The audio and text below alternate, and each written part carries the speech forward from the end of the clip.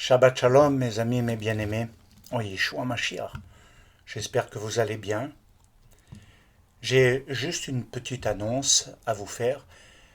Étant donné les circonstances de réorganisation pour les enfants, pour un ensemble de choses, nous ouvrirons un Shabbat le 30 octobre. Et nous ouvrirons nos locaux et nos programmes habituels reprendront totalement. Et je vous remercie parce que il faut beaucoup de compréhension par rapport à tous ceux qui ont des activités qui doivent se réorganiser. Comme je vous l'ai dit, il y a les enfants, le groupe d'hommes, il y a les cours d'hébreu, il y a un ensemble de choses. Et tout ceci nécessite pas mal de préparation après une année et demie de changement. Donc, bien aimé, merci de votre compréhension. En tout cas, en ce qui me concerne, je suis très heureux de pouvoir revivre enfin quelque chose qui ressemble particulièrement à ce qu'on appelle une normalité, ce qui devient à nouveau normal. Alors, bien-aimés, concentrons-nous maintenant sur ce que le Seigneur veut nous communiquer, et vous verrez la gloire de l'Éternel. Elle est là, elle est pour toi, elle est pour moi, elle est pour nous, et elle veut remplir nos cœurs. J'espère que vous vous êtes préparés. J'espère de tout mon cœur que vous arrivez avec un cœur face à l'Éternel, afin qu'il agisse en profondeur et que vous grandissiez dans sa chesed, que vous grandissiez dans votre maturité et maturité spirituelle. Bien-aimés, entrons maintenant dans ce que l'Éternel, en Yeshua Mashiach, nous a préparé. Alors, tout ce que je peux dire par rapport à cette nouvelle semaine qui s'ouvre après ce temps de Simchat Torah et qui a clôturé en quelque sorte le cycle de la lecture hebdomadaire de la Torah que l'on appelle communément Paracha et qui a commencé par le Bereshit que nous avons vu. Et aujourd'hui, nous allons avoir quelque chose d'assez inédit, quelque chose de relativement profond dans la Paracha de Noach. Et je vous invite véritablement à faire cet itinéraire avec cet homme particulier. Et vous verrez les secrets de Noach, de ce livre, de cette paracha. Alors, bien-aimés, entrons. Alors, nous entamons donc ce nouveau programme après Bereshit, afin que l'Éternel nous donne tout ce qui est nécessaire pour que nous puissions aller plus loin maintenant après ces commencements dans la lecture de la Torah, dans l'étude de la Torah et également dans nos téphilotes, dans notre relation avec Dieu. Avec cela, eh bien, c'est ce qui va constituer dans l'année également ce qui va nous enseigner dans les voies de Dieu. C'est pourquoi c'est très intéressant de voir en quelque sorte le génie d'Israël et de l'enseignement de Mashiach qui nous conduisent semaine après semaine, mais également année après année, à aller toujours plus loin dans un renouvellement de la pensée, dans un renouvellement du cœur également. Alors, bien-aimés, tout ceci n'a qu'un seul but, nous enseigner les voies et les desseins de l'Éternel, afin que nous puissions marcher dans ce qu'il a préparé d'avance pour nous. dans ce qu'il a préparé d'avance pour nous, pour toi, pour moi, pour nous. Et c'est un programme merveilleux qui s'ouvre devant nous. Alors, comme je vous l'ai dit, cette semaine s'ouvre avec la paracha Noach. Et je vous entends d'ici là. Mais qu'est-ce qu'elle peut bien encore nous enseigner, cette paracha, depuis le nombre d'années que nous l'étudions, que nous la voyons, et qu'elle nous est enseignée? Alors, il faut quand même dire que l'Éternel nous surprendra toujours.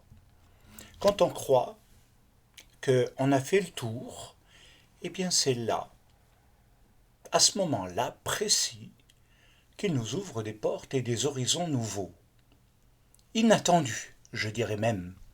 Et c'est quelque chose de fantastique à pouvoir découvrir ensemble.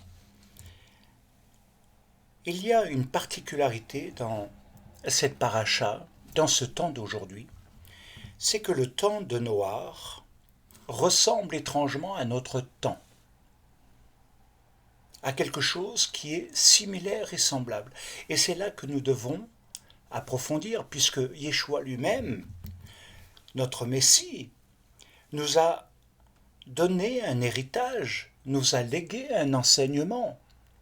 Et c'est un héritage prophétique. Il ne faut pas simplement le prendre comme de l'histoire, quelque chose qui est passé, qui nécessite simplement un effort d'étude intellectuelle, mais d'aller beaucoup plus loin, que cela. C'est le cheminement que je vous propose. C'est un héritage prophétique d'une très grande importance, bien-aimés. Parce que Yeshua a dit ceci dans Matthieu 24, mais également dans Luc: ce qui arriva au temps de Noach arrivera de même au jour du Fils de l'homme. Les gens mangeaient, buvaient, etc., jusqu'au jour où Noach entra dans l'arche, puis vint le déluge, qui veut dire, pour nous aujourd'hui, la forme de changement climatique qui s'opère. Les dérèglements climatiques, qui sont réels, incontestables à l'heure actuelle, et qui créent l'inquiétude, la peur de l'avenir. Et donc, je reprends, puis vint le déluge et fit tout disparaître. Ça, c'est dans Luc au chapitre 17 et au verset 26 et 27. Maintenant, dans Matthieu 24, à partir du verset 36 et 42, il y a quelque chose d'absolument extraordinaire à étudier, parce qu'il nous est dit ceci: pour ce qui est du jour et de l'heure, personne ne le sait, ni les anges des cieux, ni le Fils, mais le Père seul. Ce qui arriva du temps de Noach arrivera de même à l'avènement du Fils de l'homme. Ça marque un peu une différence, car dans les jours qui précédèrent le déluge, c'est-à-dire les nôtres maintenant, les hommes mangeaient, buvaient, se mariaient, mariaient leurs enfants, jusqu'au jour où Noach entra dans l'arche, et ils ne se doutèrent de rien, jusqu'à ce que le déluge vînt et les emporta tous. Il en sera de même à l'avènement du Fils de l'homme. Alors de deux hommes qui seront dans un champ, l'un sera pris et l'autre laissé. De deux femmes qui moudront à la meule, l'une sera prise et l'autre laissée. Veillez donc, puisque vous ne savez pas quel jour votre Seigneur viendra. Amen. Amen. Alors, beaucoup de choses méritent notre attention. Et avant d'entrer plus en profondeur, il nous faut simplement donner quelques points qui peuvent aider à la compréhension de la lecture. Alors, il nous est dit au temps de Noach. Ça, c'est une approche très importante. Le temps de Noach, qui par rapport à nous est vraiment très très très très très très très loin. Le deuxième, c'est le niveau du déluge. Ce que nous voyons également aujourd'hui, c'est dans ce dérèglement climatique, depuis quelques années déjà, eh bien, il y a quelque chose qui nous surprend indépendamment du réchauffement climatique, mais également le fait qu'il y ait d'abondants de pluie provoquant des inondations, donc de la détresse, détruisant énormément de choses que les hommes ont construites. Et parallèlement, nous pouvons dire que c'est dans ce temps que les gens mangeaient, buvaient, se mariaient leurs enfants. La vie ne s'arrête pas, pour autant. Viendra ensuite le troisième niveau, qui est celui du déluge, qui va s'abattre. Et puis, le quatrième, c'est cette construction mystérieuse de l'arche de Noé. Cette arche qui sera, en quelque sorte, la forme de rédemption et de salut. Il y a aussi dans le texte que nous avons lu l'avènement du Fils de l'homme qui est lié. Et c'est assez intéressant parce qu'elle nous propulse dans un temps futur et ce n'est pas pour rien ni par hasard que Yeshua va le mentionner. Il va y avoir ensuite, après le déluge, quand les choses, entre guillemets, redeviendront normales, eh bien, la descendance des trois fils de Noé, qui va donner une forme de nouvelle humanité. Et sont associées également les 7 lois noachites que nous n'aurons pas le temps ni l'occasion aujourd'hui de les étudier, mais il y a, par rapport à Noach également, quelque chose de très intéressant puisqu'elle est liée à l'alliance avec l'humanité. Elle n'est pas seulement liée au peuple d'Israël, celle-ci, elle est liée à l'alliance de Dieu avec l'humanité, et c'est très important. Et dans cette alliance, eh bien, il y a les 7 lois noachites. Alors, tout ceci nous amène également à comprendre qu'il y a cette étape de l'état de l'humanité avant le déluge, il y a le déluge et il y a une nouvelle humanité après le déluge dans l'alliance de Noach avec ces 7 lois noachides qui sont en rapport aussi avec les 7 niveaux de l'arc-en-ciel, les 7 couleurs qui sont les 7 niveaux de l'arc-en-ciel à partir de quelque chose de très profond. Et je crois que c'est très important à relever. Alors, le chiffre 7 est très important dans ce cadre-là. Nous avons dans la Torah, dans Bereshit 6.9, un passage étrange et qui a attiré mon attention et qui en même temps, eh bien, est interrogatif, énigmatique. Et c'est pourquoi il mérite qu'on s'y intéresse. Alors, il nous est dit quelque chose de très important, et les toldot Noach. Noach, ish tzadik, tamim chaya be toratav, et Elohim et aler Noach. Nous trouvons ici, dans cette paracha, quelque chose qui marque 3 fois son nom. Et la paracha en elle-même, son titre, signifie beaucoup de choses. Et donc, il y a là quelque chose d'étrange et d'énigmatique dans le texte original de la Torah, parce qu'il nous est dit « les toldot Noach ».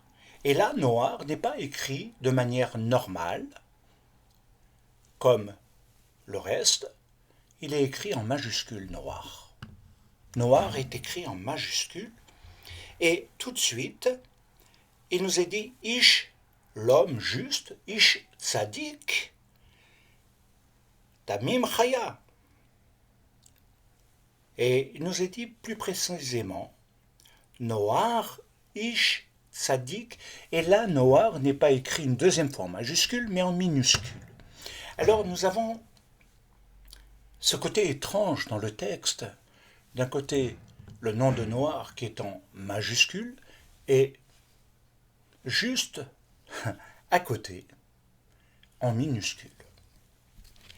Et ceci nous amène à quelque chose de très important. Le nom de Noar, c'est Nun Chet. Noar, c'est Nun Chet. Et il forme le mot Chen. Quand on inverse Noar, ça fait Chen. Et Chen, ça veut dire chesed, ça veut dire bonté. Ou, si vous préférez, la grâce.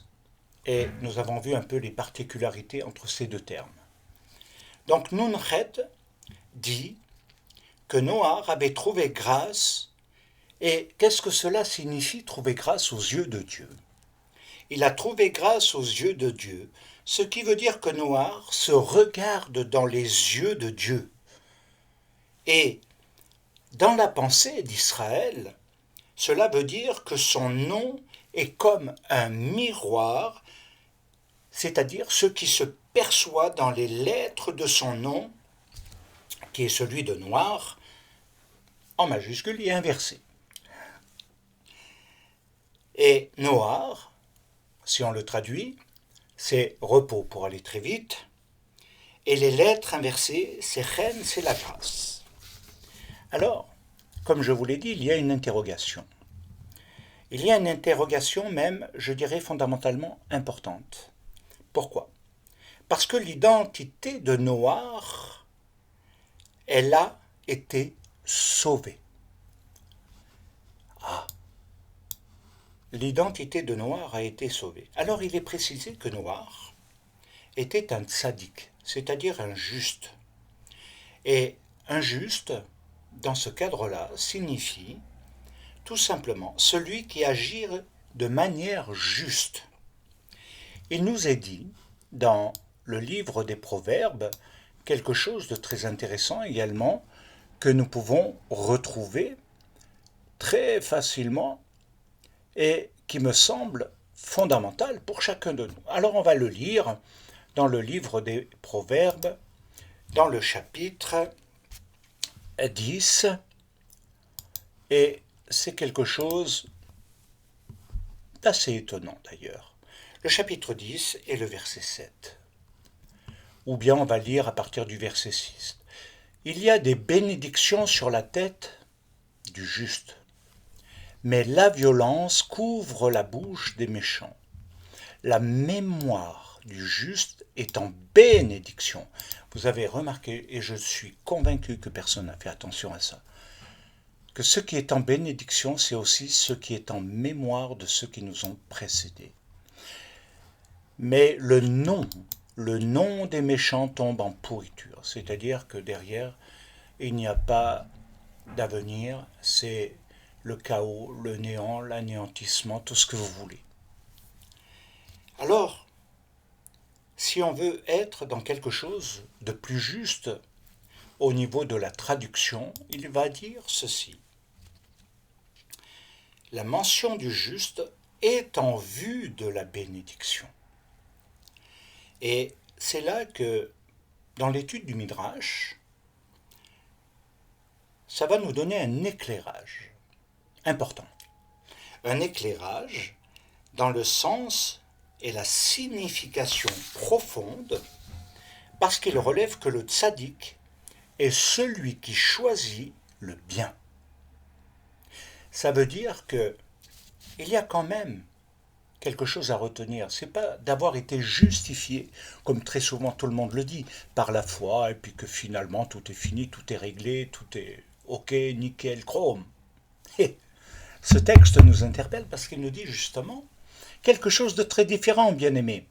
Et il nous dit que le tzaddik, le vrai, c'est celui qui va choisir le bien et non le mal. Choisit la vie et non la mort, autrement dit. Alors inversement, nous l'avons un peu mentionné, mais le rachat, c'est-à-dire le méchant, celui qui veut marcher à l'opposé des voies de Dieu, sans vouloir connaître sa volonté et surtout ne pas l'appliquer, et ne pas appliquer sa vie au commandement de l'Éternel. C'est ce qui définit globalement le rachat, même si c'est beaucoup plus profond que cela. Alors si on veut donner quelque chose qui donne une traduction correcte, il nous est dit, tout simplement, au travers de cet éclairage de l'étude du Midrash, est tzaddik l'homme porté par sa propre volonté à préférer le bien qu'il connaît au mal qu'il connaît. Waouh! Ça veut dire que nous avons une connaissance des deux, en réalité. Et que, quelque part, il n'y a pas de fatalité dans les choix. C'est où nous choisissons le bien, ou nous choisissons le mal. Et tout est fait en fonction. Tout ce qui se fera sera en fonction de ce choix entre le bien et entre le mal. Alors, c'est véritablement une interrogation parce qu'elle nous pose aussi et elle nous interroge sur la manière dont nous choisissons. Et il ne s'agit pas de spiritualiser maintenant, mais il s'agit bien de quelque chose qui est dans notre vie courante. Lorsque un événement se produit et que quelque chose, quelque part, est désagréable, eh bien, c'est là qu'il faut se poser la question. Quel est le choix que je vais faire? Est-ce que je vais choisir le bien et, comme dit Yeshua, de bénir mes ennemis? Ou est-ce que je vais faire exactement ce que les Rachaïm font? Qu'est-ce que je vais choisir? Et à chaque instant, cela se pose dans notre quotidien.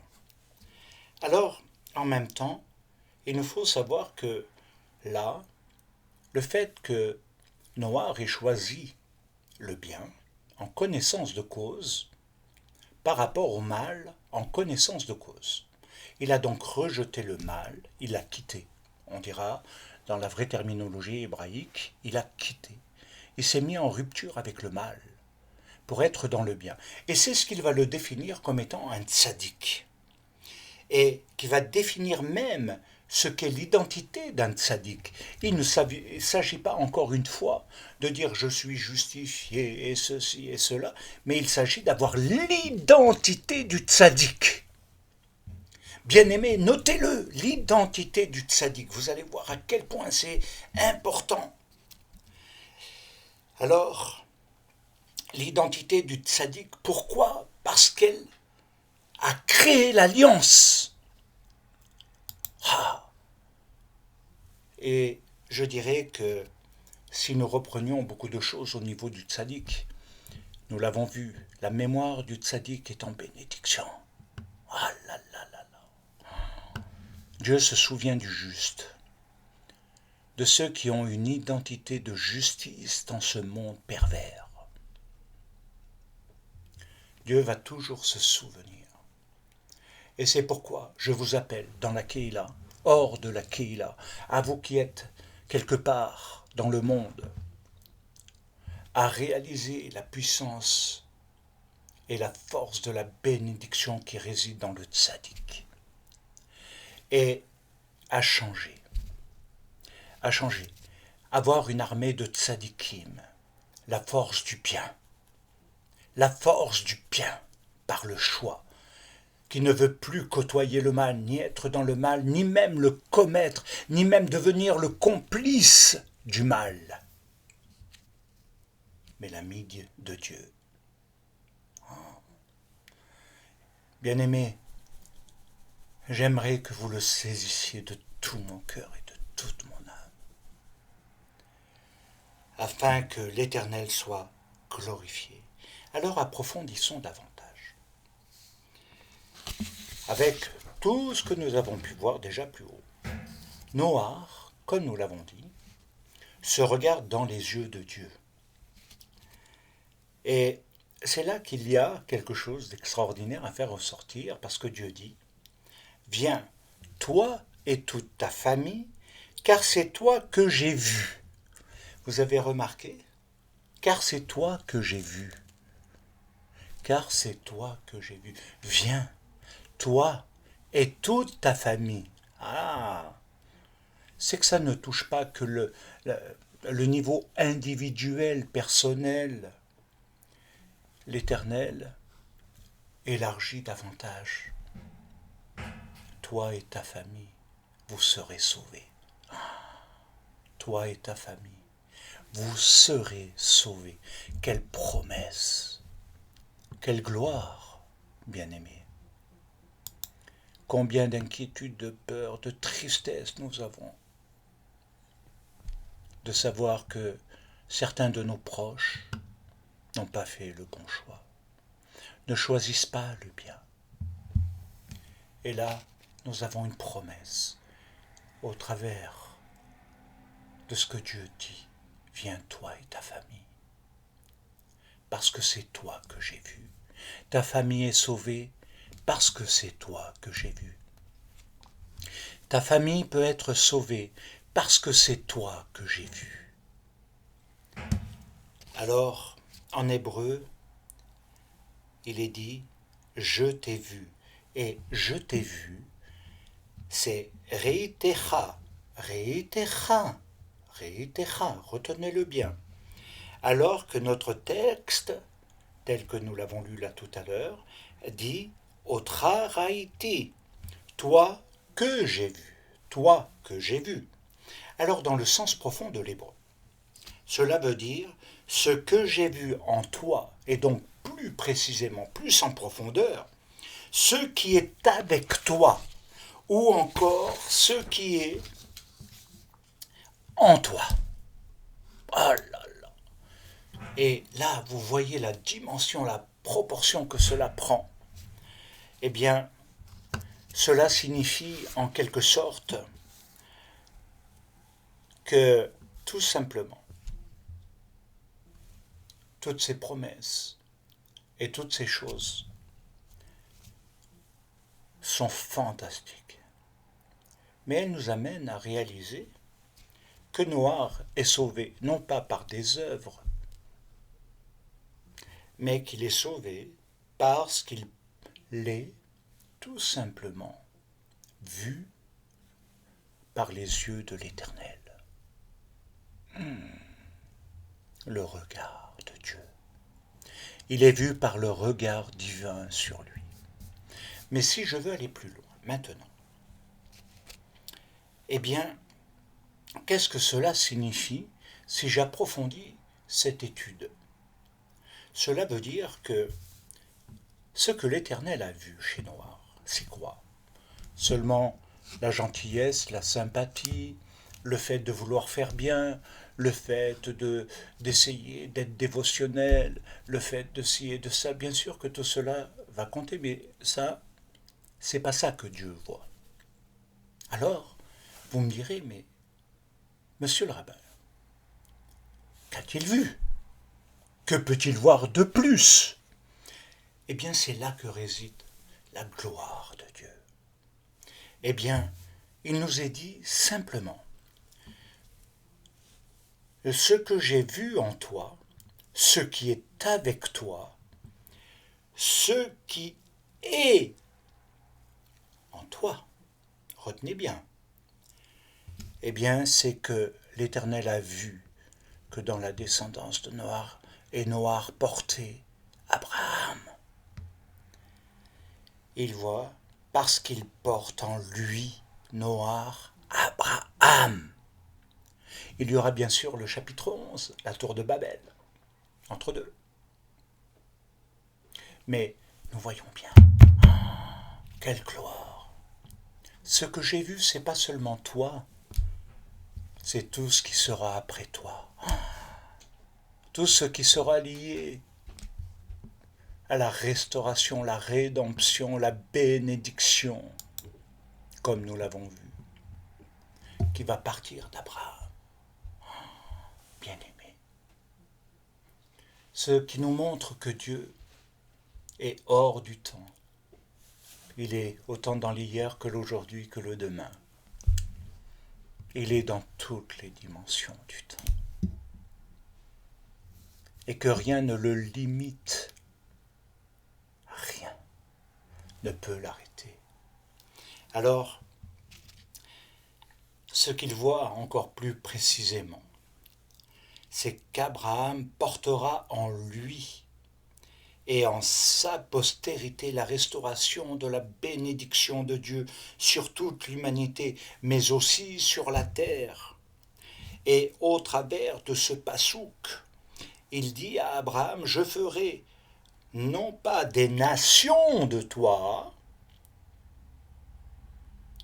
mais je ferai une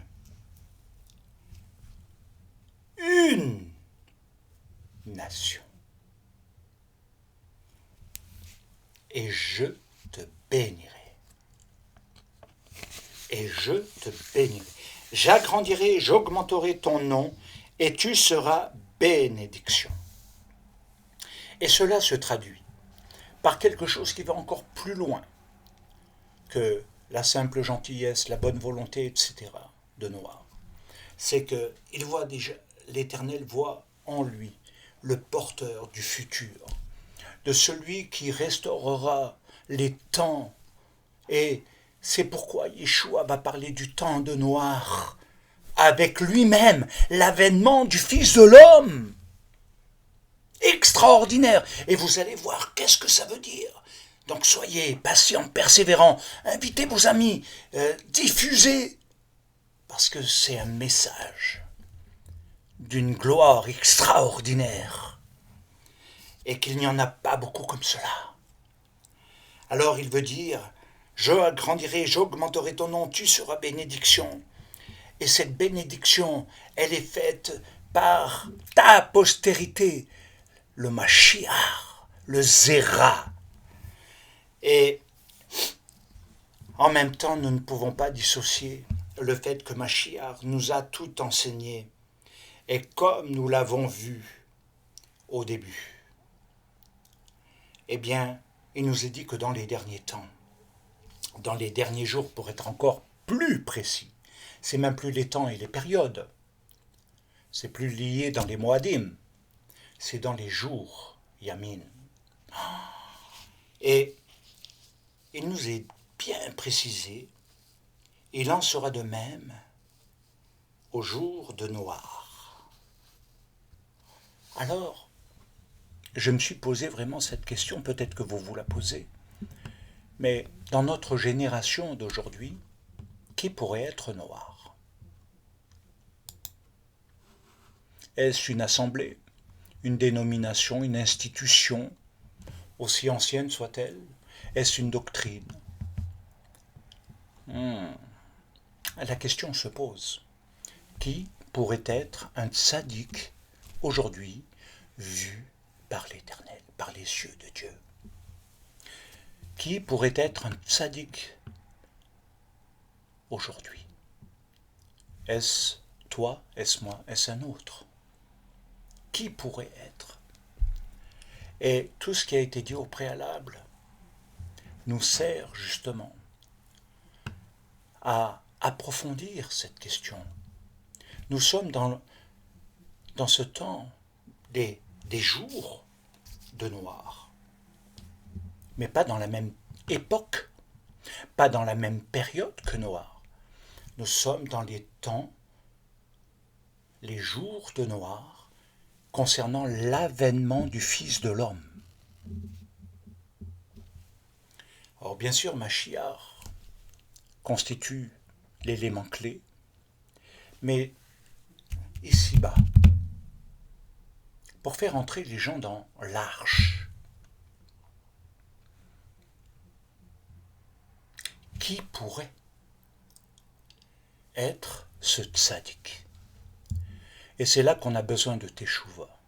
C'est là qu'on a besoin de remettre en cause et en question nos fonctionnements, nos modes de vie, de compréhension par rapport à tout ce qui se produit. Bien sûr, comme au jour de Noir, vous pouvez manger, boire, économiser, mettre de côté, prévoir l'avenir, etc., dans tous les domaines que vous voulez, et ne pas vous soucier de l'avènement du Fils de l'homme.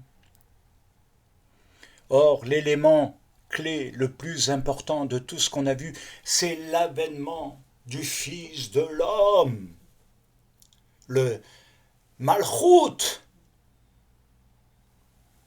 Et c'est quelque chose de merveilleux, parce que tout ceci nous amène à comprendre qu'il en sera de même qu'au jour de Noir. Alors la particularité en même temps, elle résigne, parce que tu seras un signe. Ce sera un signe, un hôte. Et si nous traduisons le sens du texte qui est « ce qui est avec toi, je l'ai vu », ce que tu portes, c'est le signe, c'est le terme hôte qui est utilisé dans la Torah, c'est le signe, la marque. La même chose, vous le retrouvez dans le livre d'Isaïe concernant Machiar, il y aura un signe. Et voici, la Vierge enfantera.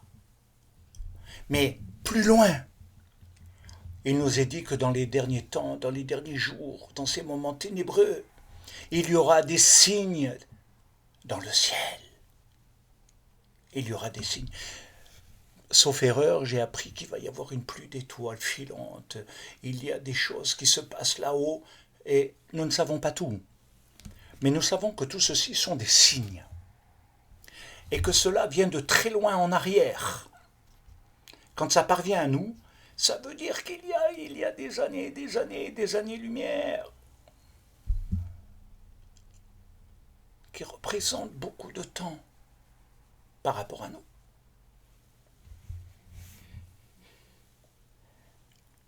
J'ai vu le hôte, le signe. Ce qui est vu, c'est Abraham que Noir porte en lui. Alors, quel est le secret divin? C'est que derrière, si nous inversons le nom de Noir, enfin les lettres du nom de Noir, et qui revient à Reine, comme nous l'avons vu, et le Reine, c'est le miroir, le reflet. Wow, vu des deux côtés. Et non comme les miroirs classiques où on a un reflet, puis derrière c'est noir. Et je vais vous donner une notion très, très simple. Là, c'est parce qu'il y a la lumière. Nous voyons dans le miroir parce qu'il y a de la lumière. Pas de la lumière purement électrique, c'est la lumière naturelle.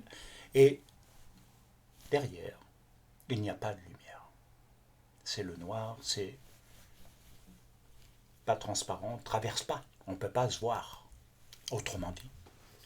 Alors, le truc, c'est que si vous prenez une lampe, une simple lampe, eh bien vous allez l'allumer, ça reste noir. Ça reste noir. Mais en fonction de la puissance de la lumière, que vous allez augmenter, ça devient blanc. Et bien aimé, c'est un don extraordinaire, parce que ceci veut dire la face révélée, visible, dans la première partie des développements de l'histoire, et la deuxième qui était invisible devient visible par la lumière de Machiar. Et il nous révèle tout. Alors, le règne du miroir de Noé, c'est parce qu'il portait en lui Abraham, et non Abraham seulement. Et ceci est dans les naissances, les toldotes que nous avons lus au tout début, et les toldotes noirs en majuscule. Ah, bien aimé, ces toldotes, ce n'est pas les naissances, c'est les engendrements. Et nous l'avons souvent étudié, c'est une dimension extraordinaire. C'est les engendrements dans l'avènement du Fils de l'homme. Mais ce qui m'a aussi beaucoup profondément intrigué et qui rejoint tout cela, bien sûr qu'il y a encore plus à découvrir. mais je voudrais vous faire découvrir encore une plus grande profondeur de cette étude profondément biblique dans le Messie. Alors, il nous est dit, dans le verset 40 de Matthieu 24, quelque chose qui ne m'avait jamais interpellé de cette façon. Intrigué peut-être un peu, mais bon, sans plus. Et là, particulièrement, dans le cadre de ma réflexion de tefila, de recherche, j'ai été intrigué par le verset 40 qui dit ceci. Des deux hommes, l'un sera pris et l'autre laissé. Ça aurait pu s'arrêter là. Mais le texte continue, et de deux femmes, l'une sera prise et l'autre laissée. Alors,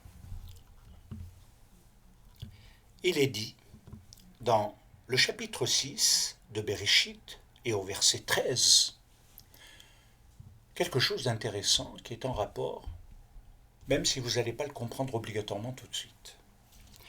Et il nous est dit, le terme de toutes les créatures est arrivé à mes yeux. Regardez encore une fois.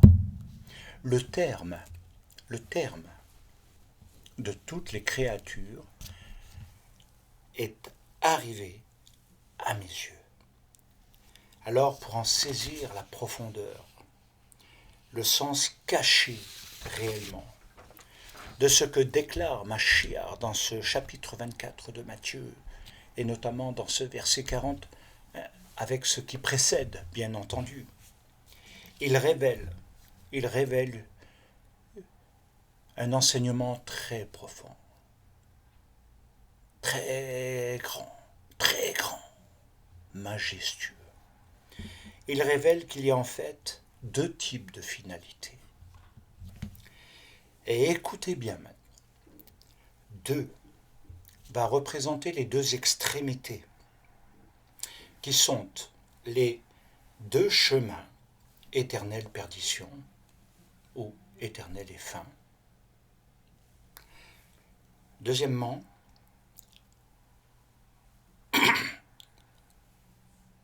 que le chemin est large d'un côté et étroit de l'autre, et que peu le trouvent. Rappelez-vous bien. Et je crois que ce sont des choses très importantes. Alors, pour donner le sens, le relief profond de tout l'enseignement de Machiar, nous devons le traduire dans la pensée d'Israël. Il est impossible de pouvoir comprendre ces textes à la lumière occidentale, à la pensée grecque, à la philosophie, à tout ce que vous voulez. Il est obligatoire de revenir à l'étude d'Israël, à la véritable étude du Tanakh, les bases et les racines de tout. Alors, il est dit en fait, tout simplement, qu'il y a une droite et qu'il y a une gauche. Si vous prenez les deux chemins, l'homme et la femme, vous verrez que c'est la droite et la gauche. Inévitablement, il y a une droite et il y a une gauche. Et c'est maintenant que vous allez découvrir quelque chose qui va au-delà de nos connaissances, qui ne peut devenir que révélation de la part de Dieu. Il est dit dans Daniel 12, et je crois que tout simplement, je vais le lire, parce que Daniel 12 nous amène justement dans le secret des secrets. Et c'est là que nous devons voir. C'est un chapitre qui est quand même relativement court, donc on va le lire en entier. En ce temps-là, et regardez bien, en ce temps-là, se lèvera Michaël, le grand chef, le défenseur des enfants de ton peuple. Ce sera une époque de détresse telle qu'il n'y en a point eu de semblable depuis que les nations existent jusqu'à cette époque. Mis à part le déluge quand même.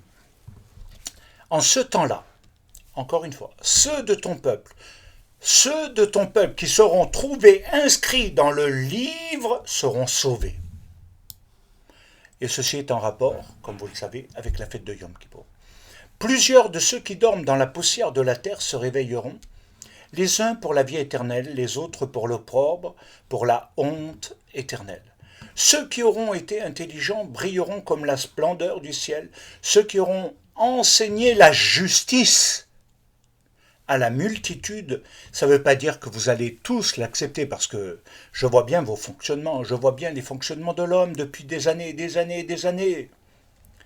Il est marqué par l'infidélité, ce qui lui convient, etc. Mais ce qui, ce qui est important, c'est de faire la volonté de Dieu et de comprendre les temps.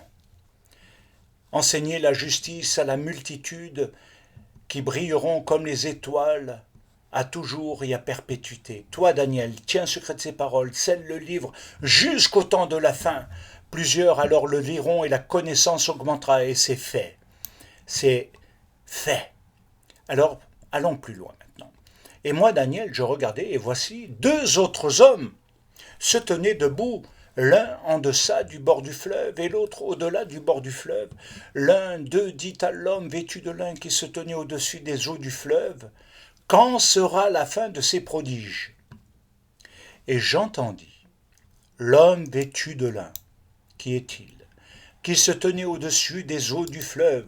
Il leva vers les cieux sa main droite et sa main gauche, et il jura par celui qui vit éternellement que ce sera dans un temps des temps et la moitié des temps, et que toutes ces choses finiront quand la force du peuple saint sera entièrement brisée. J'entendis, mais je ne compris pas, comme beaucoup. Et je dis, mon Seigneur, quelle sera l'issue des choses ? Il répondit, va, Daniel, car ces paroles seront tenues secrètes et scellées jusqu'au temps de la fin. Plusieurs seront purifiés, pas tous. Donc plusieurs seront purifiés, blanchis et épurés. Les méchants feront le mal, et aucun des méchants ne comprendra. Mais ceux qui auront de l'intelligence comprendront. Depuis le temps où cessera le sacrifice perpétuel. Qu'est-ce que ceci ? C'est la destruction du temple de Jérusalem en l'an 70 de notre ère. Et où sera dressée l'abomination du dévastateur ? Il y aura 1290 jours. Le calcul des temps de Daniel qui nous conduisent à nos aujourd'hui. Heureux, Ashrei, heureux, celui qui attendra et qui arrivera jusqu'à 1335 jours. C'est drôle. Et toi, marche vers ta fin, tu te reposeras et tu seras debout pour ton héritage à la fin des jours. Quel chapitre extraordinaire! Alors il est dit dans Daniel 12 beaucoup de choses, et il est écrit à la fin des jours, Yamin, Yamin, et les jours est le même mot que droite. Oh là là là là! Le Yamin veut dire également la droite.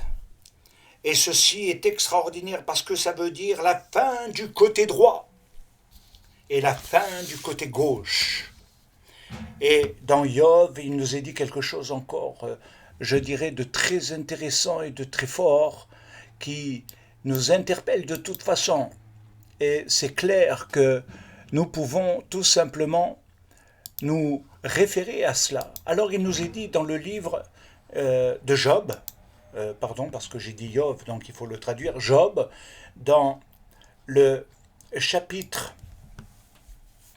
28, il nous est dit ceci, quelque chose que je vous invite vraiment à réfléchir en profondeur, parce que c'est à décoder, c'est énigmatique, et je crois que c'est très important.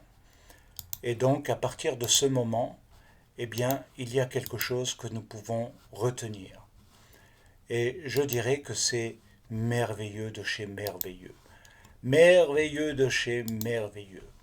Alors, Job, le chapitre 28, et on va lire à partir du verset 1. Il y a pour l'argent une mine d'où on le fait sortir, et pour l'or un lieu d'où on l'extrait pour l'affiner. Le fer se tire de la poussière et la pierre se fond pour produire l'airain. L'homme fait cesser les ténèbres, il explore jusque dans les endroits les plus profonds, les pierres cachées dans l'obscurité, dans l'ombre de la mort. Il creuse un puits loin des lieux habités, ses pieds ne lui sont plus en aide, et il est suspendu, balancé loin des humains. Amen. Alors vous allez me dire, c'est un texte étrange, c'est pourquoi je vous ai dit toutes ces choses au préalable. Alors il est dit en fait, il a posé les limites, littéralement de l'hébreu traduit, il a posé les limites de l'obscurité jusqu'aux extrémités, jusqu'aux extrêmes profondeurs. Je le répète, il a posé les limites de l'obscurité jusqu'aux extrêmes profondeurs. Il va chercher chaque chose, le mineur dans les ténèbres et l'ombre de la mort. Et ceci est extraordinaire. Et je crois que c'est très très très important de pouvoir le retenir ainsi. Et regardez, si on veut plus loin, il va chercher chaque chose, c'est-à-dire le minerai, dans les ténèbres et l'ombre de la mort. Alors, il va chercher, il faut le traduire comme il va investiguer, ce qui veut dire que le côté gauche va obscurcir le visage des hommes. Et dans le côté droit, dans ce que nous avons lu de Daniel, il est dit « Va jusqu'à la fin et tu vas te reposer ». La question est, dans ce monde-ci, puisque Daniel peut poser la question, est-ce dans ce monde-ci, dans ce Olam Hazé, ou est-ce dans le Olam Haba? Et la réponse de Daniel 12, il nous est dit, c'est dans le Olam Haba, dans le monde futur et non dans le monde du présent. Waouh! C'est ce qui est en rapport avec l'avènement du Fils de l'homme. La réponse est dans le Olam Haba et dans Daniel 12, que nous venons de lire, il y a cette énigme.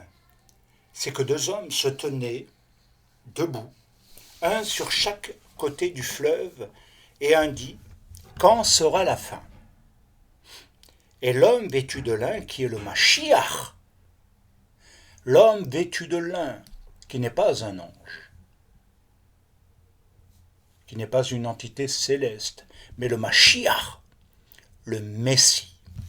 Et c'est pourquoi Yeshua a pu parler du temps de noir, en rapport avec lui-même, dans ce qui a été vu depuis Abraham. Ah là là.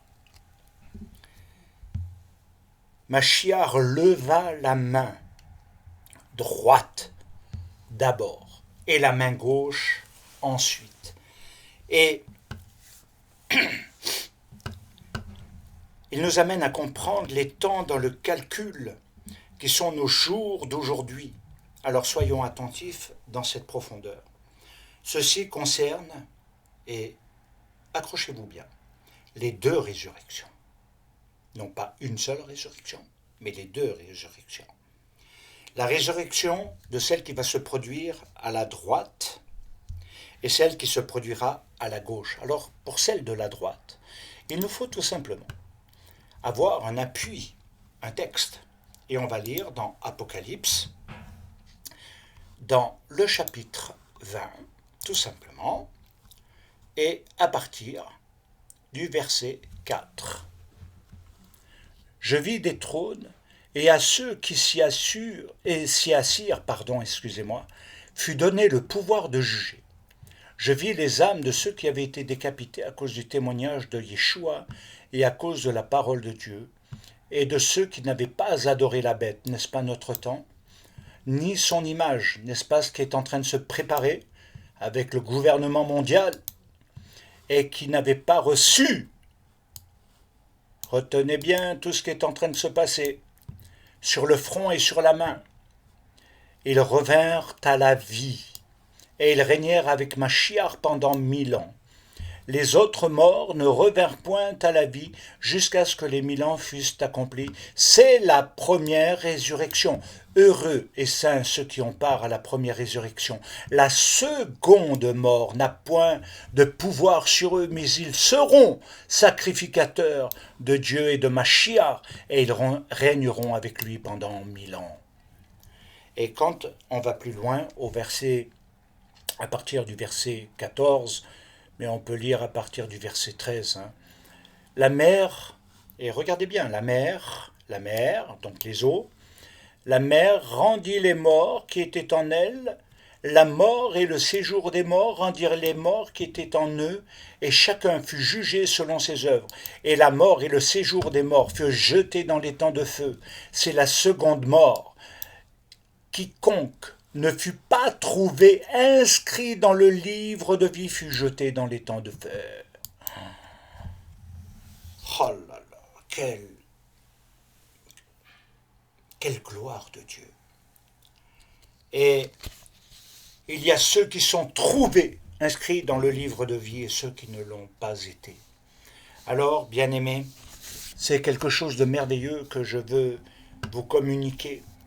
Alors, nous devons le comprendre, la droite et la gauche, la mer, le fleuve au milieu, l'homme vêtu de lin au-dessus, le premier né d'une nouvelle humanité, le Mashiach qui accomplira la volonté de Dieu dans sa totalité et qui fera descendre la Jérusalem céleste et qui amènera la royauté davidique. En même temps, il nous amène à réaliser que ceux qui sont inscrits dans le livre de vie auront part à cet héritage. Mais ceux qui sont les rachaïm, les méchants, ils n'auront pas part. Alors cela, nous devons le préciser un petit peu plus par rapport à ce que je viens de dire. Et ça se manifeste par le fleuve et les deux rives. Les deux rives. La rive droite et la rive gauche. Vous savez, même à Paris, on a la rive droite et la rive gauche. Daniel pose la question. Tu m'as dit d'aller jusqu'à la fin. Tu m'as dit d'aller jusqu'à la fin. Et c'est une question intéressante. Parce que la réponse est quoi? La réponse est, il y a une fin qui est liée au côté droit et une fin qui est liée au côté gauche.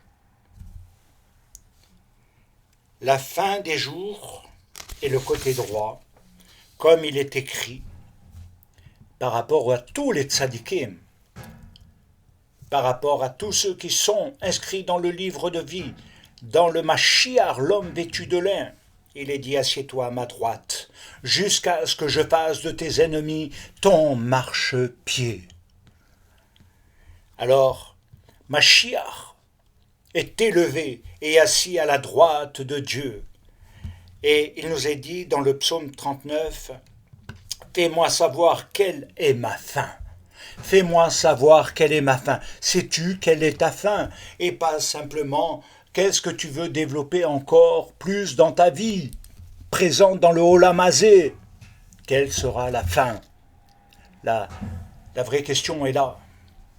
Et il est dit, avec la mesure de la largeur de la main, dans le psaume 39. Quelle est la mesure de la largeur de ma main? Ah, si on avait des heures et des heures de plus pour étudier. Alors, je suis obligé de m'acheminer dans la conclusion et de conclure tout cela. Et je me suis dit, par quoi? Alors, tout simplement, c'est que Dieu dit, la fin de toute chair est venue devant moi, autrement dit devant mes yeux. Mais j'ai vu en noir, je t'ai vu dans Abraham, j'ai vu mon Mashiach. Et j'ai vu tous ceux qui sont inscrits dans le livre de vie, tous ceux qui seront assis à la droite du Père. Et il y aura tous ceux qui sont malheureusement dans le côté gauche. Faites le bon choix dans les jours d'aujourd'hui, bien-aimés. Alors, ce qui signifie tout simplement dans le sens, la signification, si vous préférez, toute chair est venue devant mes yeux, c'est ce qui obscurcit. Vous savez, comme le côté du miroir où il n'y a pas de lumière. Ça reste noir, invisible de l'autre côté. Alors il est dit que ce sont les temps d'angoisse, les temps de ténèbres. C'est le mal absolu, le règne de ce faux Messie qui est en train de se produire sous nos yeux. gouvernement mondial qui est en train de prendre de l'expansion avec une rapidité presque invraisemblable. Alors comme l'a dit Yeshua Mashiach, comme au jour, comme au temps de Noir, soit inscrit dans le livre de vie. Et la dernière chose qui conclut tout cela, bien-aimés, c'est que il y a les eaux du déluge dont nous n'avons pas pu parler encore. Mais dans les eaux du déluge, plus les rives que nous avons vues, mais les eaux du déluge sont toujours le jugement qui s'abattront. Il en sera comme du temps de Noir. Cela inclut tout ce que nous avons vu au préalable, les temps de jugement, ici-bas et en haut. En même temps, il y a les deux rives, mais sur le fleuve, il y a l'arche qui a été construite, avec le chiffre 8 qui forme la famille de Noir. Ah là là. Et l'arche, elle est liée à l'arche de l'Alliance, l'arche du salut, qui, dans ce que nous avons vu sur le fleuve, l'homme vêtu de lin, Mashiach, qui est à la droite de Dieu. Et en même temps, au travers de l'arche, nous comprenons que la porte a été ouverte et elle a été fermée au moment du déluge. Bien-aimé, la porte est en train de se fermer dans ces derniers jours. Prêtez attention. La porte est en train de se fermer. Elle ne restera pas constamment ouverte dans les temps qui viennent. Bien-aimé, la fermeture de la porte veut dire que c'est de nouveau ceux qui sont entrés, ceux qui ne sont pas entrés, ceux qui sont inscrits, ceux qui ne sont pas inscrits, c'est ceux qui sont de la droite et ceux qui sont de la gauche. Alors bien-aimés, réfléchissez, faites le bon choix dans votre vie. À partir de maintenant, ne dites pas « je ne savais pas ». Priez, repentez-vous, changez de vie. Ôtez l'égoïsme, ne dites pas seulement dans le chat ou en parlotte, mais dans le concret, le visible. Des changements profonds, radicaux, qui feront basculer le mal, qui retarderont l'arrivée du mal. Le mal se propage parce que la force des justes est abattue.